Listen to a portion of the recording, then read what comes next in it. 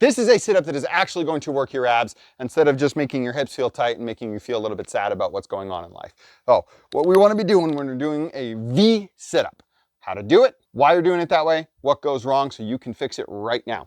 A solid, excellent V sit-up is this, as opposed to a regular sit-up, which is this. And I'm sure it's hard to tell the difference.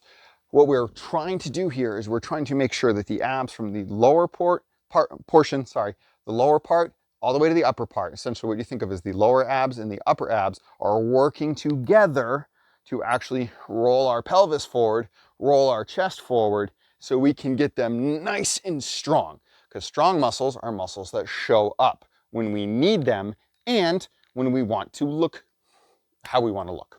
Oh, how do we set that up? At its beginning, it starts as a crunch. So this is our V sit-up crunch. You want a lot of room for your hips. This is why it's a V sit-up, because the legs are in a V. They can be down, they can be up. Depends on what's more comfortable for you. And the first part is a crunch. You're going to push your lower back into the ground, otherwise known as rolling your dick to your forehead. And then you're going to roll that forward just like that. And then right here, you're going to hit that crunch position. For a lot of people, this is where you get stuck. You push those legs out, you can usually go into a sit-up. And to quote Bruce Lee, you're going to roll it up like a piece of paper.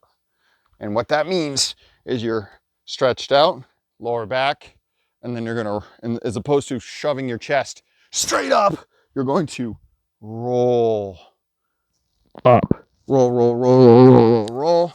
And then to make the most out of it, we're going to unroll all the way. And then to make it harder, our legs come up. You can still stay wide. And you're going to roll it forward, roll, roll, roll. And if the feet come off the ground a little bit, it's okay. And then you're going to unroll on the way and get that nice stretch at the end of it. So we can pull back through and make everything work together. Now, what this is really doing for us is it's making sure that this entire muscle sheath is working, but you're kind of segmenting from the lower to the upper and then causing them to work together. Because the greater stretch you're under while you're working the abs means the harder they work and the more they engage, and the more they engage, they can keep the pelvis underneath you and the more they can build up faster, essentially. What usually goes wrong on this one is speed.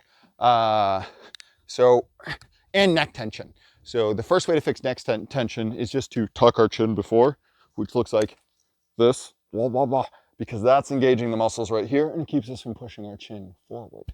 The next one is using the chest and the hip flexors, not the abs. That's the speed portion. Because if I'm just here and I'm like, sit up, that's not a sit up. Like, yes, I am sitting up, but it's not a sit up for the core, because you're engaging this muscle and you're using momentum.